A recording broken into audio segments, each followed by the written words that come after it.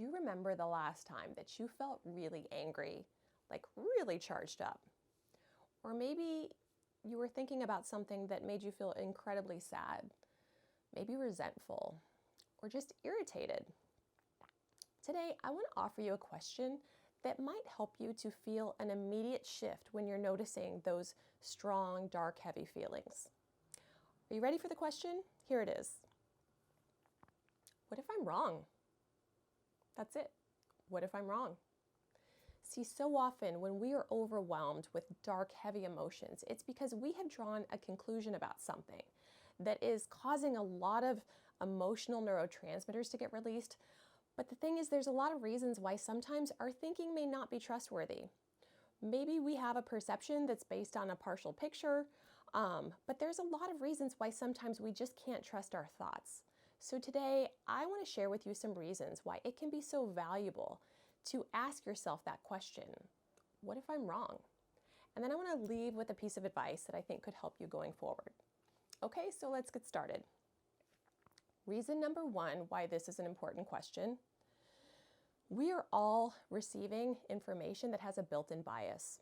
If you think about the last time you saw something on social media or read a headline, there's that expression, if it bleeds, it leads. We are often receiving information that has built-in biases because the information itself is designed to incite feeling, maybe to get us to buy something out of a feeling of fear, or to get us to share, to somehow influence our behavior.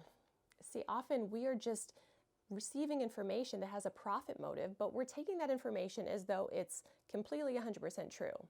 It's possible that there is truth to what we're hearing, but if it's framed in a way that has a bias, that might be designed to just incite emotion. And it's important to step back and ask yourself, is there more to this picture? What is the source that is giving me this information? And would this source have any type of incentive to get me worked up? Would there be a ratings incentive? Would there be a purchasing incentive? The second reason that this question is important is that we as humans can be poor historians. Sometimes we feel things based on memories that we have, but sometimes the memories that we have of past situations or past events, these are memories that were created during times when we were in a younger state developmentally. If this is stuff that you recall from your youth, you might have been in a place where you didn't even have the ability to know all of the context that was going on. Maybe you had bad experiences with members of your family, but you weren't old enough to truly understand what was going on with those family members. So you might have created an interpretation that made their behavior about you. And the problem is that when we take those core beliefs into our adulthood, they give us narratives that affect how we interpret day-to-day situations. So maybe if you felt ignored or mistreated when you were younger, you felt that someone didn't love you or care about you, you might be all too quick to make those assumptions as an adult. So the important thing is to know that sometimes the memories we have, these beliefs that we developed early on in life, that there was more to that picture, but at that time we just didn't have the ability to know it all. And so being a critical thinker about those memories can be really important. Reason number three why it's important to ask this question is so often our fear leads our thinking. Our fear leads our thinking, and there's a reason for this. You may be aware that we have a negativity bias. It's something in our brain that is always looking for that next threat, that next thing to worry about, because our brains are overachievers. They want to start problem solving. So they're scanning our environments, they're scanning our day-to-day lives for something to start to gnaw on, to start to worry about. This can be very problematic. You know this if you've ever experienced anxiety or have people in your life who do.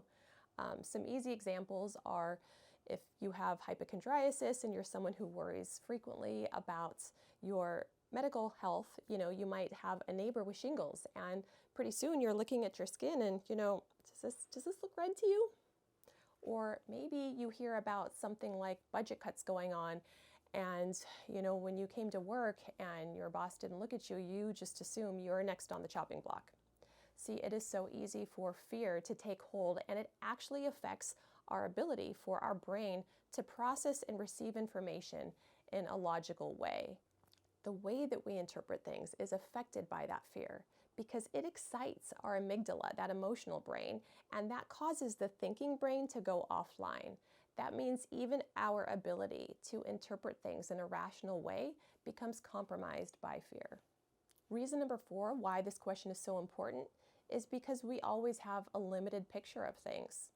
You might think you know all there is to know about a situation, but there's usually other things we don't know. Maybe factors, context, other viewpoints. Maybe the situation is about something that we just haven't learned enough about yet.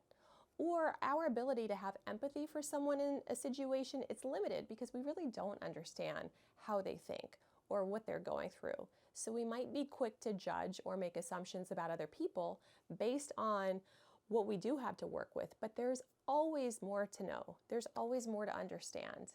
And so asking yourself, what if I'm wrong? It just reminds you that even though you're explaining something to yourself, there might be more outside of that explanation that could still be true.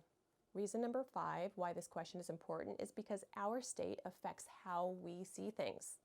Sometimes we're affected by fatigue or hunger, or we're just affected by something else that's going on in our life. Maybe we're sad about a situation at home, so that affects how we interpret things at work. The bottom line is that we have subjectivity, and our physiology is a part of that subjectivity. It affects our interpretive lens.